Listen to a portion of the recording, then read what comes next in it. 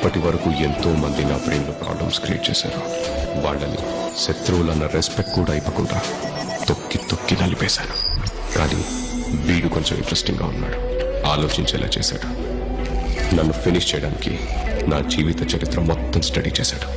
నేనెవరికి పుట్టాను, ఎక్కడ పెరిగాను, ఏం చదివాను, నా పాస్ట్, ప్రెసెంట్, ఫ్యూచర్ ప్లాన్స్ అన్నీ అనలైజ్ చేశాడు. నీ శత్రువు ఎవరో చెప్పు, నువ్వెవరో చెప్తాను.